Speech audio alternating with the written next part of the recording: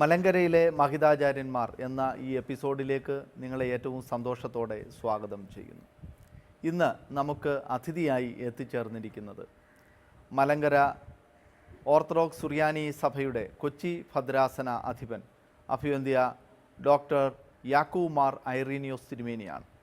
അഭിവന്ദ്യ തിരുമേനി വളരെ വേദശാസ്ത്രത്തിലും ഒപ്പം എഡ്യൂക്കേഷൻ വിദ്യാഭ്യാസ പഠന മേഖലകൾ ഈ രണ്ട് വിഭാഗത്തിൽ അഭിവന്ദ്യ തിരുമേനിയുടെ അവഗാഹം വളരെ വലുതാണ്. ഒപ്പം അഭിവന്ദ്യ തിരുമേനി ഈ രണ്ട് മേഖലയിലും ഡോക്ടറേറ്റ് സമ്പാദിച്ചിട്ടുണ്ട്.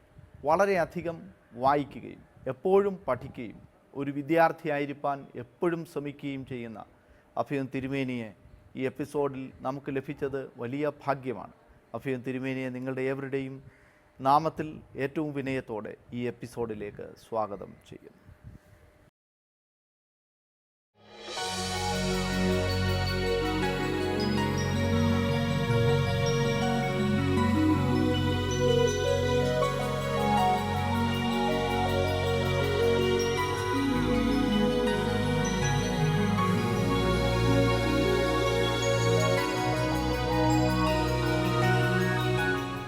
അഭിവന്ദ്യ തിരുമേനി വിജ്ഞാനത്തിൻ്റെ പർവം എന്ന പേരിൽ വളരെയധികം പ്രശസ്തി കേട്ടിട്ടുള്ള തിരുമേനിയാണ്. വളരെ അഗാധമായ പാണ്ഡിത്യവും ഒരുപക്ഷെ ഈ ഓർത്തഡോക്സ് സഭയിലെ തന്നെ അഭിവന്ദ്യ തിരുമേനിമാരിൽ വളരെയധികം വിദ്യാസമ്പന്നനായ വളരെ ആഴമേറിയ ദൈവശാസ്ത്ര അവബോധവും ഒപ്പം തന്നെ ഒരു വിദ്യാർത്ഥി സഞ്ചയത്തിൻ്റെ വളരെ വിപുലമായൊരു വൃന്ദവും അഭിവന്ദ്യ തിരുമേനിയുടെ മുൻപിലുണ്ട്. അഭിവന്ദ്യ തിരുമേനിയുടെ ഈ കാലങ്ങളിലെ സഭാ നിയോഗം തന്നെ വളരെ വലുതാണ്. അഭിവന്ദ്യ തിരുമേനിയുടെ സഭാശാസ്ത്ര കാഴ്ചപ്പാടുകളെ കുറിച്ച് ഒന്ന് വിവരിക്കാം. ഞാൻ വിജ്ഞാനത്തിൻ്റെ നിറകുടം അല്ല, പഠിക്കാൻ ആഗ്രഹിക്കുന്ന ഒരു നിത്യവിദ്യാർത്ഥിയാണ്. അതിൽ അഭിമാനം കൊള്ളുന്നെന്ന് ഞാൻ പറയുന്നില്ല. ജീവിത നിയോഗം തന്നെ അതായിരിക്കാം. പഠിക്കാൻ, അറിയാൻ, കൂടുതൽ അറിയാൻ, വേണ്ടി വന്നാൽ അറിയിക്കാനും അതാണ് നിയോഗമെന്ന് ഞാൻ വിശ്വസിക്കുന്നു. വേദശാസ്ത്രത്തിലും അത്ര വലിയ പണ്ഡിതനൊന്നും അല്ല ഞാൻ. അവിടെയും ഞാൻ വിദ്യാർത്ഥിയാണ്. ക്രൈസ്തവ സഭയ്ക്ക് ഒരു ദൈവ നിയോഗം സിദ്ധിച്ചിട്ടുള്ളതാണ്. സഭകൾ എന്ന് ഞാൻ പറഞ്ഞാൽ വിവിധ കുടുംബങ്ങളായി നിൽക്കുന്ന സഭകൾ ഈ നിയോഗത്തെക്കുറിച്ചുള്ള അവബോധം നന്നായി ഉണ്ടായിരിക്കുകയും വളർത്തുകയും ചെയ്തില്ലെങ്കിൽ സഭകൾ ഈ നിയോഗ നിർവഹണത്തിൽ പരാജയപ്പെടും. ലോകത്തിൽ സഭയെ സ്ഥാപിച്ചതിന് അതിനൊരു ഉദ്ദേശമുണ്ട്. അത് വെറുതെ ഉണ്ടായി വന്നതല്ലല്ലോ. എന്നാൽ അധിനിവേശത്തിനോ അധികാരം ഉറപ്പിക്കുന്നതിനോ വേണ്ടിയല്ല. ഈശ്വരനെ സേവിക്കുക എന്നാൽ മനുഷ്യനെയും സ്നേഹിക്കുകയും സേവിക്കുകയും ചെയ്യുക എന്നതാണ് ഈ നിയോഗത്തിൻ്റെ കേന്ദ്രബിന്ദു. അതുകൊണ്ട് തന്നെ യേശുക്രിസ്തു വിവരിച്ചു തന്നു, മനുഷ്യന് ദൈവം കൊടുത്തിട്ടുള്ള എല്ലാ ആദേശങ്ങളിലും അതിനെല്ലാം ചുരുക്കിയെടുത്തു വന്നാൽ ഇത് രണ്ടും മാത്രമേ ഉള്ളൂ. ഈശ്വരനെ സ്നേഹിക്കുക, മനുഷ്യനെ സ്നേഹിക്കുക. ഇത് തന്നെയാണ് സഭയ്ക്ക് നൽകിയിരിക്കുന്ന ഏറ്റവും പ്രധാനപ്പെട്ട നിയോഗവും ചുമതലയും. ഇത് വിസ്മരിച്ചുകൊണ്ട് ഒരു ശുശ്രൂഷയോ മനുഷ്യ സേവനമോ ഒന്നും സഭയ്ക്ക് പാടില്ല. സഭ കേവലം ഒരു സ്ഥാപനമല്ല. അങ്ങനെ ഒരു ലൗകിക സ്ഥാപനം പോലെ ഒരു സ്ഥാപനമായി നിർവഹിക്കാനാകില്ല. കാരണം യേശുക്രിസ്തുവിൻ്റെ ശരീരം എന്നാണല്ലോ സഭയെക്കുറിച്ച് വ്യാഖ്യാനിക്കുക. അതുകൊണ്ട് തല പറയുന്നത് ശരീരം അനുസരിച്ചേ മതിയാവുകയുള്ളൂ. ശരീരത്തിന് അതിൻ്റെ സ്വന്തം ഇഷ്ടമനുസരിച്ച് പോകാൻ സാധ്യമല്ല. അതുകൊണ്ട് ഈ ലോകത്തിൽ എന്താണോ യേശുക്രിസ്തുവിൻ്റെ മനുഷ്യാവതാരത്തിൻ്റെ പ്രധാന ഉദ്ദേശം, അതിൻ്റെ നിർവഹണ തുടർച്ച തന്നെയായിരിക്കണം സഭയ്ക്ക് സ്വന്തമായിട്ടുള്ള ഉത്തരവാദിത്വം എന്ന് എന്നും തിരിച്ചറിഞ്ഞേ സാധ്യമാവും. ഒരിക്കലായിട്ടുള്ള അറിവല്ല. ഈ അറിവ് ഉണ്ടാകുകയും പുതുക്കുകയും ആ പുതുക്കത്തിൽ വളരുകയും ചെയ്യുന്ന സഭകളല്ലെങ്കിൽ അതിൻ്റെ പ്രേക്ഷിത നിയോഗം അവിടെ അസ്തമിക്കുകയായി. അതുകൊണ്ട് വേദശാസ്ത്രപരമായി എന്ന് നാം പറയുന്നതിനേക്കാൾ സ്നേഹത്തിലും ത്യാഗത്തിലും അധിഷ്ഠിതമായതെന്തോ അതാണ് സഭ. വേദനയില്ലാതെ സഭയില്ല, വേദനയില്ലാതെ കുരിശാരോഹണവും മരണവുമില്ല. എന്നാൽ അതിനിടയിലൊരു സന്തോഷമുണ്ട്. ഒരു പക്ഷേ മനുഷ്യനറിയാവുന്ന, കാവ്യഭംഗിയോടെ വർണ്ണിക്കാവുന്ന ഒരു ദൃശ്യം കരച്ചിലിനിടയിലെ മന്ദഹാസമാണ്. ഒരു കൊച്ചു കുഞ്ഞ് അത് കരയുന്നതിനിടയിൽ ആകർഷണീയമായ എന്തെങ്കിലും കാണുകയോ മധുരം വല്ലതും കിട്ടുകയോ ഇഷ്ടമുള്ള ആളുകളെ കാണുകയോ ചെയ്താൽ ആ കരച്ചിലിനെ നിർത്തിയിട്ട് ചിരിക്കാൻ തുടങ്ങുമ്പോൾ കണ്ണുനീർത്തുള്ളികൾ ഇങ്ങനെ ഒലിച്ചിറങ്ങും. ഇത്രയും സുന്ദരമായൊരു കാഴ്ച ഈ പ്രകൃതിയിലില്ല. ഒരുപക്ഷേ സഭയുടെ നിയോഗവും അതുതന്നെ ആവാം.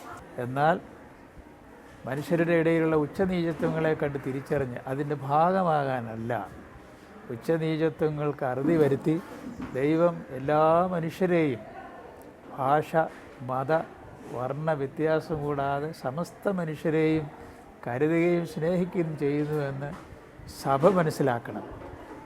അതായിരിക്കണം സുവിശേഷം. കാരണം എല്ലാവരും യാത്ര ചെയ്യുന്നു, ആ യാത്രയുടെ ഭാഗമാണ്, നേതൃത്വം കൊടുക്കേണ്ടതാണ് സഭ. അഭയന്തിയ തിരുമേനി ഈ ശുശ്രൂഷയിലേക്ക് കടന്നു വരുവാൻ, പ്രത്യേകിച്ച് ഒരു പത്തനാപുരം ദേറ സമൂഹത്തിൻ്റെ ഭാഗമായി പത്തനാപുരത്തിൻ്റെ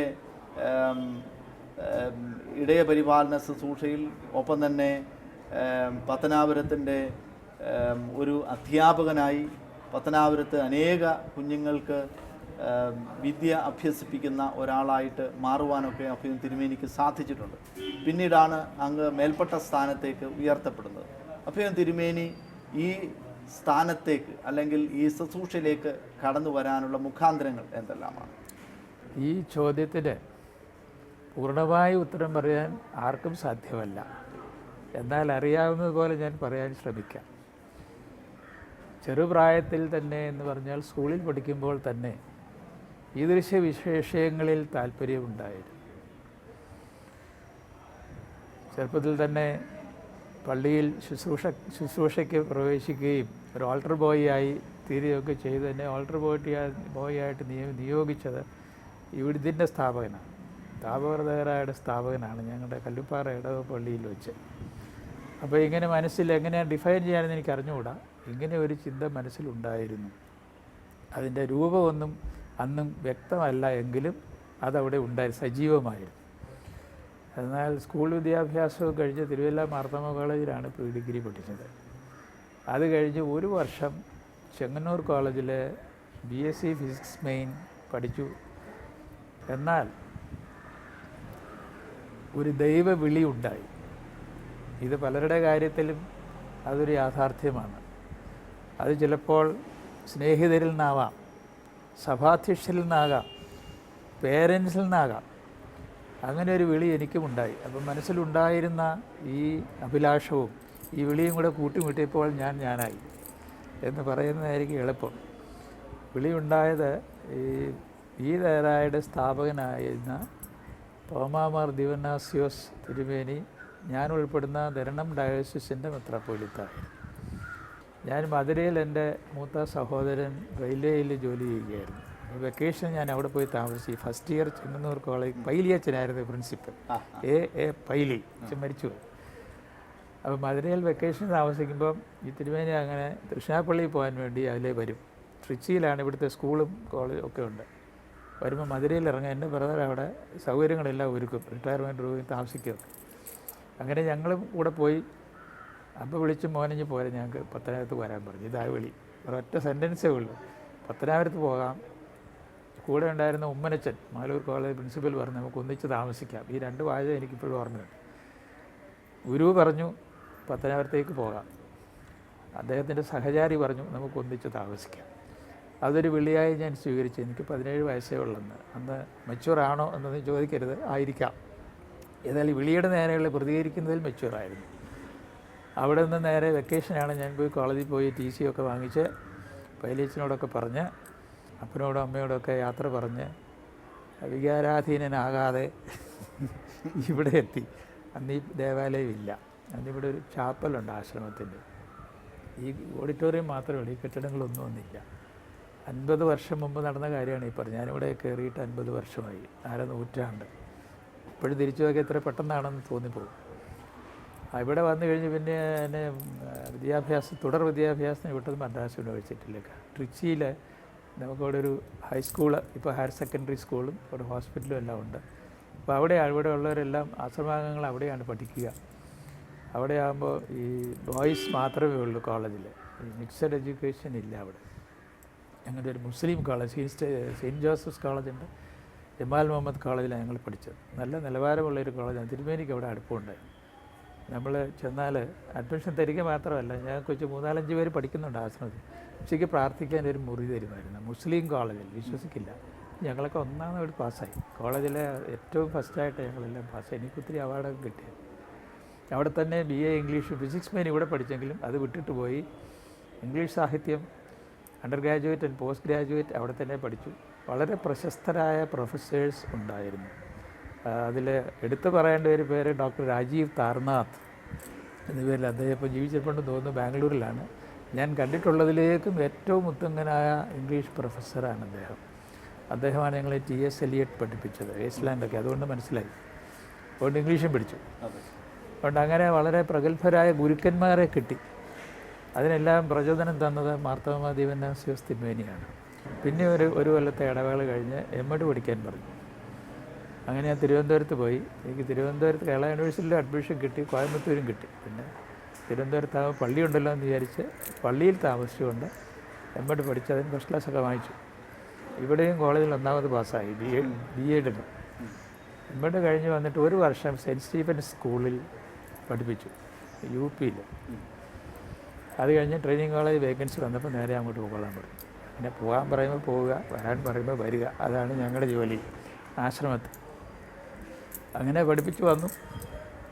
പഠിപ്പിച്ച് വരവെയാണ് 92-ൽ ഞാൻ രാവിലെ ക്ലാസ്സിൽ പോകുന്ന വഴിക്ക് പറഞ്ഞു, പത്രക്കാരൻ വന്നതിൽ ഇന്ന് മാനേജിംഗ് കമ്മിറ്റിയാണ് എന്ന് പറഞ്ഞ് എന്തൊക്കെ വിവരം കുറിച്ചെടുത്തുകൊണ്ട് പോയി. ഞാൻ ക്ലാസ് കഴിഞ്ഞ് വേറെ അത് പള്ളി പ്രോഗ്രാം തിരിച്ചു വന്ന് പറഞ്ഞു, നിങ്ങൾ 2 പേരെ ഇലക്ട് ചെയ്തിരുന്നു. അങ്ങനെ ഞാൻ അറിഞ്ഞത് ഈ പരിപാടി.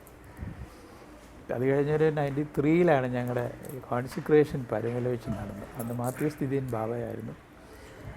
അത് കഴിഞ്ഞ് ഞാൻ പ്രിൻസിന് പഠിക്കാൻ പോയി. തിമോത്തിയോസ് തിരുമേനിയും പഠിച്ചത് അവിടെയായിരുന്നു.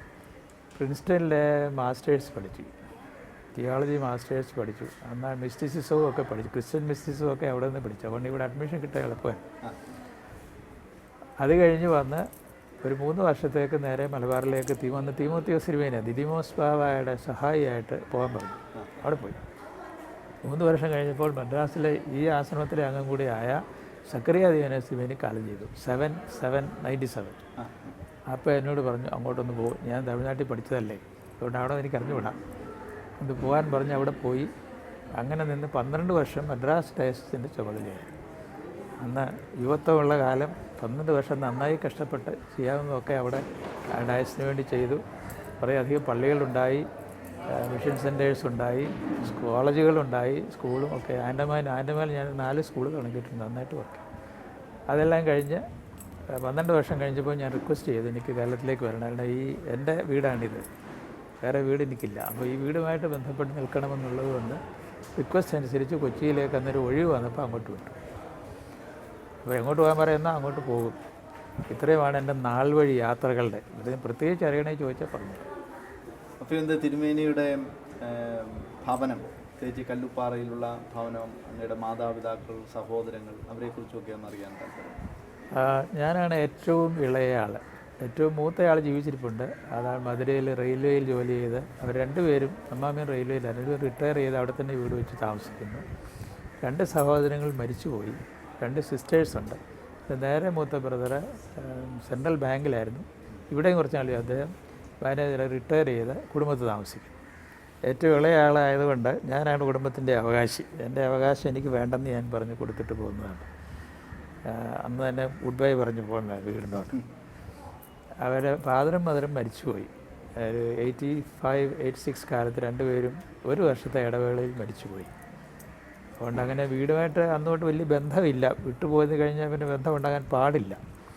പല കാലത്ത് അതിലേ പോകുമ്പോഴൊന്ന് കയറിയാലായി, എന്തെങ്കിലും ആവശ്യമുണ്ട്, അല്ലാതെ അങ്ങനെ വീട്ടിൽ പോകാറും താമസിക്കാറില്ല.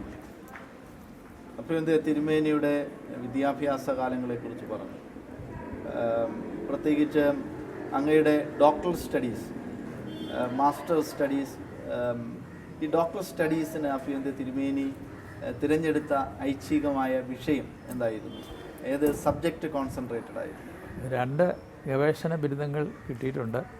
അതിൽ ആദ്യത്തേത് ഞാൻ എം.എഡ് പഠിച്ച university department of education Thycaud, അവിടെയാണ് ആദ്യം റിസർച്ച് ചെയ്തത്. എം.എഡിൻ്റെ തുടർച്ചയായിട്ട് അവിടെ തന്നെ റിസർച്ച് ചെയ്തു. അന്ന് ഞാൻ കോളേജിൽ പഠിപ്പിക്കുന്ന കാലമായതുകൊണ്ട് പാർട്ട് ടൈമാണ് ചെയ്തത്. അത് കഴിഞ്ഞ് രണ്ടാമത് റിസർച്ച് ചെയ്തതിൻ്റെ ആദ്യത്തെ ഈ ഗവേഷണ ബിരുദം സെക്കുലറാണല്ലോ. ഇംഗ്ലീഷ് വിദ്യാഭ്യാസം എനിക്ക് താല്പര്യമുള്ള വിഷയം ഞാൻ പഠിച്ചതുമാണെങ്കിലും വളരെ സ്നേഹമുള്ള വൈദികരും മറ്റും പറഞ്ഞു, ഈ സെക്കുലർ ഡിഗ്രി മാത്രം പോരാ, ഒരു തിയോളജി റിലേറ്റഡ് ഒരു ഡിഗ്രി കൂടെ വേണമെന്ന് പറഞ്ഞതുകൊണ്ട് അതിനകത്ത് ഇന്ന് ചാടി. അങ്ങനെ ബാംഗ്ലൂർ ആണ് എനിക്കിഷ്ടപ്പെട്ടൊരു സ്ഥലം. അവിടെ ചെന്നപ്പോൾ എൻ്റെ പ്രിൻസിഡൻറ്റിൽ പഠിച്ച ബാക്ക്ഗ്രൗണ്ടിൽ ക്രിസ്ത്യൻ മിസ്റ്റിസിസം ഒരു വിഷയമായി, പ്രധാന വിഷയമായിരുന്നു. എൻ്റെ പ്രൊഫസർ എന്നെ വലിയ കാര്യമായിരുന്നു അദ്ദേഹത്തിന്. അപ്പോൾ അദ്ദേഹം എഴുതുന്ന പുസ്തകമെല്ലാം എനിക്ക് തരുമായിരുന്നു. എൻ്റെ പുസ്തകം ഞാൻ അദ്ദേഹത്തിന് കൊടുക്കും. അദ്ദേഹം കഴിഞ്ഞ വർഷം മരിച്ചുപോയി. ഡോക്ടർ അലൻ എന്നായിരുന്നു പേര്, ഡയോജനീസ് അലൻ, ഗ്രീക്ക് ഒറിജിനാണ്. അപ്പോൾ അവിടെ നിന്നുള്ളൊരു ഇൻസ്പിറേഷൻ ആണെന്ന് എനിക്ക് തോന്നുന്നു. ഞാനിങ്ങനെ എന്താ വിഷയം എന്നൊക്കെ ഇങ്ങനെ ആലോചിച്ച് ചെന്ന് UTCയിൽ പോയി. ആ അന്തരീക്ഷം എനിക്ക് പിടിച്ചില്ല. ധർമാരാമിൽ പോയി, അതുമല്ല എൻ്റെ സ്ഥലമെന്ന് എനിക്ക് തോന്നി. അവസാനം ചെന്നുപെട്ടത് ഇന്ത്യൻ ഇൻസ്റ്റിറ്റ്യൂട്ട് ഓഫ് സ്പിരിച്വാലിറ്റി എന്ന് പറയുന്ന സെയിൻറ്റ് പീറ്റേഴ്സ് പൊന്തിഫിക്കൽ സെമിനാരിയുടെ ഒരു വിങ് ഇത് മാത്രമാണ്, സ്പിരിച്വാലിറ്റി മാത്രം. അവിടെ MGH ഉണ്ട്, DTH ഉണ്ട്. ഇപ്പോൾ സിസ്റ്റേഴ്സ് ഡിപ്ലോമ പഠിക്കുന്നുണ്ട്, കാതലിക് സിസ്റ്റേഴ്സ്. ഓർത്തഡോക്സ് മറ്റ് പ്രോട്ടസ്റ്റന്റ് ചർച്ചിൽ നിന്ന് ഈ പെന്തക്കോസ്തുകാരും പഠിക്കുന്നുണ്ട്, അവർ AG ചർച്ചുകാർ. അവിടെ ചെന്നപ്പോൾ അവിടുത്തെ ആ അന്തരീക്ഷം എനിക്ക് വളരെ ഹിതകരമായി തോന്നി. അവരുടെ ആ സ്റ്റാഫിൻ്റെ ഇടപെടലുമൊക്കെ വളരെ വിനയമുള്ള, വളരെ അറിവുള്ള ആളുകളാണ്. പ്രത്യേകിച്ച് എൻ്റെ ഗൈഡായിട്ട് വന്ന ഫാദർ ആൻ്റണി ഈസ് 85 now. എന്നെയാണ് ആ ലാസ്റ്റ് ഗൈഡിയും പറഞ്ഞ് ഇനി ആരും ഞാൻ ഗൈഡ് ചെയ്യില്ല എന്ന് പറഞ്ഞു. താടിയൊക്കെ ഞാൻ പറയും, നമ്മൾ 2 മാത്രമേ ഉള്ളൂ താടിയുള്ളവർ ഇവിടെ. വളരെ നല്ല മനുഷ്യനാണ്, very humble but is A great scholar father Antony. പിന്നെ ഒരു ഫാദർ ബെന്നി, ഫാദർ ഫിലിപ്പ്, അവർ നമ്മുടെ വലിയ എൻ്റെ ഈ സമയക്കുറവ് നല്ലതുപോലെ അവർ മനസ്സിലാക്കി. വർഷത്തിൽ 2 പ്രാവശ്യം ഓരോ ആഴ്ച പോയി അവിടെ താമസിക്കണം, നമ്മൾ എന്ത് ചെയ്ത് പ്രസൻറ്റ് ചെയ്യണം. പിന്നെ ഒരു പ്രാവശ്യം വർഷത്തിലൊരിക്കലും ഒരു വിഷയം തന്നിട്ട് നമ്മൾ പ്രസൻറ്റ് ചെയ്യണം, പേപ്പർ തയ്യാറാക്കി. അതിനെക്കുറിച്ചെല്ലാം ചോദ്യമൊക്കെ ഉണ്ടാകും. വലിയ ഹാളി വെച്ചാണ്, ക്രിറ്റിസിസമൊക്കെ ഉണ്ടാവും. അതൊക്കെ നന്നായിട്ട് ചെയ്തെന്ന് എനിക്ക് തോന്നുന്നു. അപ്പോൾ ഞാനൊരിക്കലും ഉഴപ്പിയിട്ടില്ല. എൻ്റെ ഈ ടൈം കൺസ്ട്രെയിൻസ് നല്ലതുപോലെ ഉണ്ടെങ്കിലും ഒന്നിലും ഞാൻ മുടക്കം വരുത്തിയിട്ടില്ല. അത് ഡയോസിസും നോക്കും, പള്ളിയും നോക്കും, ആശ്രമത്തിലും വരും, ഗവേഷണവും നടക്കും, നാഗ്പൂർ സെമിനാരിൽ പോയി പഠിപ്പിക്കുകയും ചെയ്യും. ഇതെല്ലാം ഒരുമിച്ച് നടന്നു. അത് ഓടി നടക്കാനുള്ള കഴിവുകൊണ്ടായിരിക്കാം, വലിയ തടിയില്ലാത്തതുകൊണ്ടാണ് എൻ്റെ വ്യാഖ്യാനം. അങ്ങനെ അവിടെ ചെന്ന് അവസാനം നിശ്ചയിച്ചത് ഇതാണ്, ഈ mystical experience, Christian mystical experience. അത് മിസ്റ്റിക്കൽ സ്റ്റേറ്റ് ഉണ്ട്, മിസ്റ്റിക്കൽ എക്സ്പീരിയൻസ് ഉണ്ട്. ഇതിനെ രണ്ടും വ്യവച്ഛേദിക്കുകയും ഇതിൻ്റെ മാനിഫെസ്റ്റേഷൻസ്, ഈ മിസ്റ്റിക്കൽ എക്സ്പീരിയൻസ് എങ്ങനെ പ്രകടമാക്കപ്പെടുന്നു എന്നാലല്ലേ അറിയുള്ളൂ ഇതാണെന്നുള്ളത്. മിസ്റ്റിസിസം എന്ന് പറഞ്ഞാൽ ഇറ്റ്സ് എ മിസ്റ്റിക്, അത് വിശദീകരിക്കാൻ പ്രയാസമാണ്. എന്നാൽ അത് മാനിഫെസ്റ്റ് ചെയ്ത് വരുമ്പോഴാണ് ഇങ്ങനെയാണല്ലോ ഞങ്ങൾക്ക് തോന്നുക. എന്നാൽ അതിൻ്റെ കേവല മാനിഫെസ്റ്റേഷൻസ് കൊണ്ട് അറിയത്തില്ല എന്താണ് അതിൻ്റെ എസെൻസ് എന്നുള്ളത്. അപ്പോൾ മിസ്റ്റിക്കൽ സ്റ്റേറ്റ് എന്താണ് എന്നറിഞ്ഞെങ്കിൽ ഇതിൻ്റെ മാനിഫെസ്റ്റേഷൻസ് വെച്ച് അളക്കാൻ നോക്കുക. ഒരു മിറക്കിളുണ്ടായി, മിറക്കിളിന് വലിയ പ്രാധാന്യം ഓർത്തഡോക്സ് തിയോളജിയിലില്ല, വെസ്റ്റേണിലുണ്ട്, റോമൻ കത്തോലിക്ക സഭയിൽ മിറക്കിൾ. പക്ഷേ ഈസ്റ്റേൺ തിയോളജിയിൽ, ഈസ്റ്റേൺ മോണസ്റ്റിസിസത്തിൽ they have great abhorrence for miracles. Miracle സംഭവിക്കും, പക്ഷേ അതിന് വലിയ കാര്യമൊന്നും കൊടുക്കാറില്ല. ഈവൻ ഈ സ്റ്റിഗ്മാറ്റ എന്ന് പറയുന്ന മുറിവുകളുണ്ട്, ഞങ്ങളുടെ ഒരു സിസ്റ്ററിന് അതുണ്ട്, മുളതിരുത്തിയിലുണ്ട്, അതൊന്നും ചർച്ച വലിയ കാര്യമായിട്ട് എടുക്കാറില്ല. ഉണ്ട്, ദാറ്റ് ഇസ് ഇറ്റ്, അതൊരു ദൈവത്തിൻ്റെ ഒരു grace, that is all, full stop. അല്ലാതെ അത് വെച്ച് വലിയ കച്ചവട മനസ്ഥിതിയോടെ ചെയ്യുന്ന പരിപാടിയില്ല. അപ്പം മിറക്കിൾ എന്നുള്ളതിനല്ല, മിറക്കിളിന് മാനിഫെസ്റ്റേഷനാണ്. Even this is a manifestation, ഈ സ്റ്റിഗ്മാറ്റ എന്ന് തിരുമുറിവുകൾ. ഇപ്പം മാനിഫെസ്റ്റേഷൻ്റെ പുറകിലുള്ളത് എന്താ, അതിൻ്റെ ശരിക്കും എസെൻസ് എന്താ, അത് അന്വേഷിച്ച് കണ്ടുപിടിക്കണം. അല്ലാതെ ഒരു മിറക്കിൾ കണ്ടാൽ എല്ലാവരും മിറക്കിളിന് പുറകെ പോകുകയെന്ന് പറഞ്ഞാൽ it is wrong kind of spirituality, orientation തെറ്റാണ് എന്നാണ് കിഴക്കൻ സഭകളുടെ ചിന്ത. അതിൽ പിടിച്ചുകൊണ്ടായിരുന്നു എൻ്റെ ഗവേഷണം. അപ്പോൾ ഇതിനെ ഒന്ന് ചോദിച്ചു, എങ്ങനെയാണ് ഒരു മിസ്റ്റിക്കൽ സ്റ്റേറ്റിനെ അപഗ്രഥിക്കേണ്ടത്. അതിനൊരു 5-6 എലിമെൻറ്റ്സ് ഉണ്ടാക്കി അത് കോഡിഫൈ ചെയ്തിട്ട് അത് വെച്ച് ഈ 3 പേരെ ഞാൻ സ്റ്റഡി ചെയ്തു. ഒന്ന് പരുമല തിരുമേനി, സെയിൻറ്റ് ഗ്രിഗോറിയോസ് പരുമല. പിന്നെ Catholicos his holiness Geevarghese second, it's very saintly person. 64 കാലം ചെയ്തതാണ്. പിന്നെ ഇപ്പോൾ ജീവിച്ചിരിക്കുന്ന ഈ സിസ്റ്റർ, ഹീ ഈസ് 90 now. പുള്ളിക്ക് സ്റ്റിഗ്മാറ്റാണുള്ളത്. അപ്പോൾ ഈ ഫിനോമിനൻ എന്താണെന്ന് ചോദിച്ചറിയാം. Because she is alive and she is a woman. ഈ 2 ഫാക്ടേഴ്സ് ആയതുകൊണ്ട് അതുകൂടെ അവരെ കൂടെ ഇതിനകത്ത് ചേർത്തത്. ജീവിച്ചിരിക്കുന്ന ഒരാൾ, ഒരു ലേഡിയാണ്, സ്റ്റിഗ്മാറ്റാവുണ്ട്. അതുകൊണ്ട് ഗൈഡുമായിട്ട് ചർച്ച ചെയ്തപ്പോൾ നിശ്ചയമായും ആ 3ാമത്തെ ആളിനെ കൂടി ചേർക്കാൻ പറഞ്ഞു. 3 തന്നെ കൂടുതലാണ്. ഇപ്പോൾ പരുവൽ സെൻറ്റ് ഗ്രിഗോറിയോസും കാതോലിക്കോസും സിസ്റ്റർ സൂസൻ കുരുവള്ളയും, ഈ 3 പേരുടെ മിസ്റ്റിക്കൽ ലൈഫ് 2 പേര് കടന്നു പോയതുകൊണ്ട് അവരെക്കുറിച്ചുള്ള എഴുത്തുകളും അവരെ കണ്ടിട്ടുള്ളവരുടെ എഴുത്തുകളും ഒക്കെയാണ് നന്നായിട്ട് പഠിച്ചു. പിന്നെ ഈ വട്ടശ്ശേരി തിരുമേനിയെ സെയിൻ്റായിട്ട് കാനനൈസ് ചെയ്തതിൻ്റെ വർക്കെല്ലാം ഞാൻ അവസാനം ചെയ്തത്, റിപ്പോർട്ട് തയ്യാറാക്കിയത്. അന്നത്തെ ഓർഡർ ഓഫ് സർവീസ് പോലും ഞാൻ ഉണ്ടാക്കിയത്. അദ്ദേഹത്തിൻ്റെ പെരുന്നാളിനുള്ള പെങ്കീസായി ഞാൻ ഉണ്ടാക്കിയിട്ടുണ്ട്. അപ്പോൾ അതൊരു ബാക്ക്ഗ്രൗണ്ടാണ് എനിക്ക് തോന്നി. അതൊരു നല്ലൊരു പ്രചോദനമായിരുന്നു. അതിൻ്റെ എഴുതിയപ്പോൾ അങ്ങ് എഴുതുക. അതിന് ഓർഡർ ഓഫ് സർവീസ് ഉണ്ടായപ്പോൾ കവിത പാട്ട് ഒത്തിരി ഉണ്ട്. അങ്ങ് എഴുതുക. ഞാൻ മക്കളെ പറഞ്ഞ പോലെ ഐ ലിസ്റ്റ് ബിൻ നമ്പേഴ്സ് പറഞ്ഞ് നമ്പേഴ്സ് കൈ എന്ന് പറഞ്ഞ പോലെ കവിത ഇങ്ങ് വരിക എഴുതി വന്നപ്പോഴേ. അദ്ദേഹത്തെ കൊല്ലാൻ ശ്രമിച്ചിട്ടുണ്ട് എതിരാളികൾ വന്ന്. ഈ ജനലിൽ കൂടെ ഗോവേണി വെച്ച് കയറി 2 പ്രാവശ്യം കയറിയപ്പോഴും നടന്നില്ല. അതോട് നോക്കുമ്പോൾ അർദ്ധരാത്രിക്ക് മെഴുതിരി കത്തിച്ച് അദ്ദേഹം ഇങ്ങനെ മുട്ട നിന്ന് പ്രാർത്ഥിക്കുന്നത് കണ്ട് ഗോവേണി മറിഞ്ഞു പോയി. പിന്നെ വരാതായി അറ്റംപ്റ്റ്. അപ്പോൾ ആ സംഭവം മനസ്സ് വെച്ചുകൊണ്ട് അത് ഞാൻ എഴുതി. ഇരുളിൻ മാറ തേടി തന്നെ നിഹനിപ്പാരെത്തിയ ഭൗമൻ പ്രാർത്ഥന തന്നൂഷ്മാവിങ്കൽ നിപതിച്ചാൻ കോണിയോടൊപ്പം. ഇതെങ്ങനെ എഴുതി വെച്ചാൽ എനിക്കറിയാൻ പറ്റും. സോ ഇൻസ്പിറേഷൻ ഇങ്ങനെ വരുന്നുണ്ട്. അപ്പോൾ ഈ ഒരു ബാക്ക്ഗ്രൗണ്ട് കൊണ്ടാണ് ഞാൻ ഇവർ 2 പേരെയും പരുമല തിരുമേനിയും കുറിച്ച് ബാവായി അവരുടെ 2 കവറിൽ പോയി പ്രാർത്ഥിച്ച് ഇത് തുടങ്ങി നന്നായിട്ട് ചെയ്തു. നല്ല ഡേറ്റ ഒക്കെ കിട്ടി. അവരുടെ ഈ ലൈഫിനെ കുറിച്ച് പഠിക്കാൻ പറ്റി. പിന്നെ സിസ്റ്ററിൻ്റെ അടുത്ത് പോയിരുന്നു ഇതുപോലെ ഇൻ്റർവ്യൂ പല പ്രാവശ്യം നടത്തി. അപ്പോൾ അവരുടെ എക്സ്പീരിയൻസ് വളരെ ക്ലോസ് ക്വാർട്ടേഴ്സ് ചോദിച്ചറിഞ്ഞു. വേദനയ്ക്ക് മുമ്പ് എങ്ങനെ വേദന വരുമെന്ന് അറിയാവുന്നതുകൊണ്ട് രാവിലത്തെ ചിന്ത എന്താ, വേദന കഴിഞ്ഞുള്ളത് എന്താ, ഇതൊക്കെ വളരെ പേഴ്സണലായിട്ട് ചോദിച്ച് പറഞ്ഞ് ഷീ ഈസ് നോട്ട് എക്സൈറ്റഡ്. അതെന്നെ അത്ഭുതപ്പെടുത്തി. ഇത്രയും നടന്നിട്ടും വളരെ very simple. She talks about her self, her history, പണ്ടത്തെ കാര്യങ്ങൾ ഇതോർത്തെല്ലാം ഇങ്ങനെ. That is A will of God. അതിനെക്കുറിച്ചൊന്നും വലിയ നടിക്കാനും ഇല്ല, ഒരു അഹംഭാവം ഒന്നും കണ്ടില്ല. എനിക്ക് വേദന വരണമെന്നുള്ള ദൈവത്തിൻ്റെയാണ് സ്വീകരിച്ചിരിക്കുന്നു. ഈ വേദന കൂടുന്നുണ്ടെ പറയുന്നുണ്ട്, യേശുവെ ഞാൻ സ്വീകരിക്കുന്നു എന്നൊക്കെ പറയുന്നുണ്ട് വേദന കൂടി വരുമ്പോൾ. അപ്പോൾ അതെനിക്കൊരു പുതിയ അനുഭവമായിരുന്നു. എല്ലാ വർഷവും നാഗ്പൂർ സെമിനാരിയിൽ പോയി ഇതും ക്രിസ്ത്യൻ മിസ്റ്റിസിസവും ക്രിസ്ത്യൻ മോണസ്റ്റിസിസവും സ്പിരിച്വൽ തിയോളജിയും, ഈ 3 വിഷയവും പിന്നെ സഭയുടെ കോൺസ്റ്റിറ്റ്യൂഷനും ഇത്രയും പഠിപ്പിക്കാറുണ്ട്. ഇതാണ് പാഠം. ഇവിടെ 17 വർഷം ട്രെയിനിങ് കോളേജിൽ പഠിപ്പിച്ചു. തുടങ്ങിയത് സൈക്കോളജിയാണ്, അവസാനം പിന്നെ ഇംഗ്ലീഷിലേക്ക് മാറി. തിരുമേനിയുടെ ഈ സംഭാഷണത്തിൽ തിരുമേനി മിസ്റ്റിക് തിയോളജിയുമായി ബന്ധപ്പെട്ട് ആഴമേറിയ പഠനം നടത്തിയ ആളായതുകൊണ്ട് ഒരു കാലത്ത് ഈ മിസ്റ്റിസിസത്തെ ചോദ്യം ചെയ്തുകൊണ്ടാണ് റാഷണൽ തിയോളജി അല്ലെങ്കിൽ റീസൺ തിയോളജി, അല്ലെങ്കിൽ ഏതെങ്കിലും ഒരു സംഭവം നടക്കുമ്പോൾ അതിൻ്റെ പിന്നിലൊരു റീസൺ ഉണ്ടായിരിക്കണം എന്നുള്ള, അങ്ങനെയാണ് ഒരു പ്രൊട്ടസ്റ്റൻറ്റിനിസം ഉണ്ടാകുന്നത്. ഹൗ ക്യാൻ യു ഡിഫെൻഡ്, എങ്ങനെയാണ് തിരുമേനിക്ക് അതിനെ ഡിഫെൻഡ് ചെയ്യാനായിട്ട് സാധിക്കുന്നത്? I am asking in the background of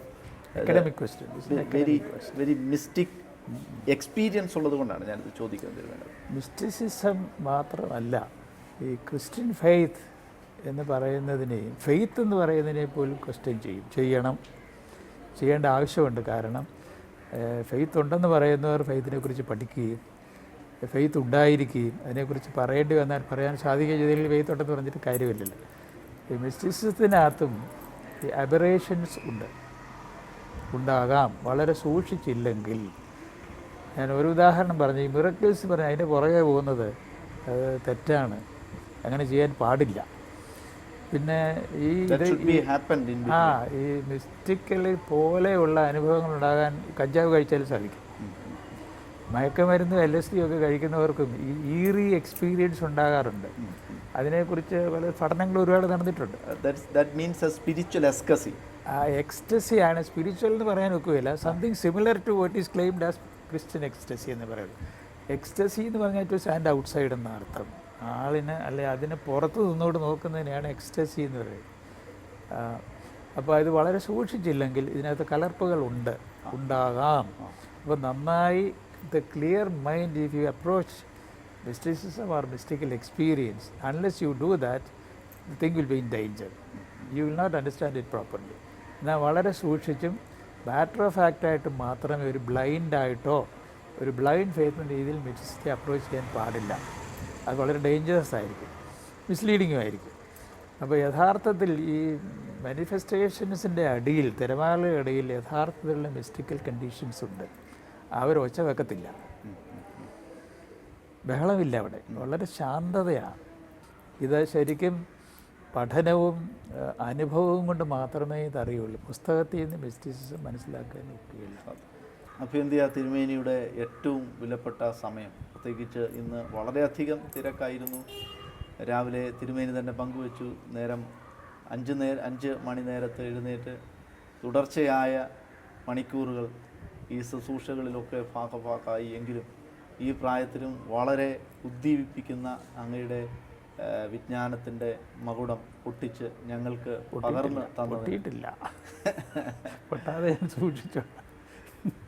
തിരുമേനിയുടെ വിലപ്പെട്ട വാക്കുകൾ, ഏറ്റവും പ്രൗഢമായ മഹത്തരമായിട്ടുള്ള ആശയങ്ങൾ പങ്കുവയ്ക്കുവാൻ, അത് ശ്രവിക്കുവാൻ ശ്രോതാക്കൾക്കും ബലഹീനനായ എനിക്കും ഭാഗ്യം ലഭിച്ചു.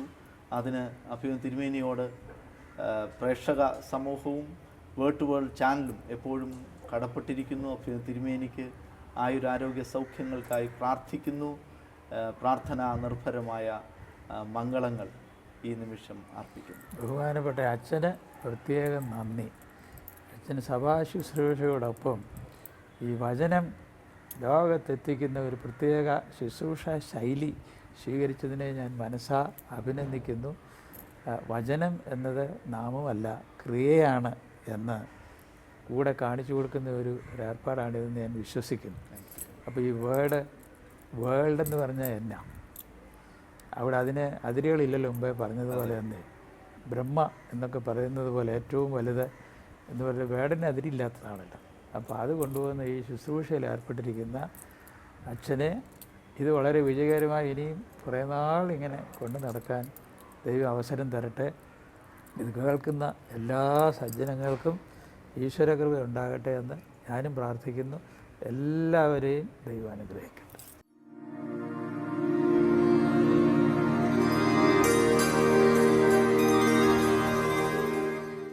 പുതിയ എപ്പിസോഡിൽ നാം ഒരു പുതിയ മേലധ്യക്ഷനുമായി ഒരുമിച്ച് കാണുന്നവരെയും നാം ആയിരിക്കുന്ന ഇടങ്ങളിൽ ദൈവം നമ്മെ ധന്യമായി സൂക്ഷിക്കട്ടെ എന്ന് ആത്മാർത്ഥമായി പ്രാർത്ഥിക്കുന്നു.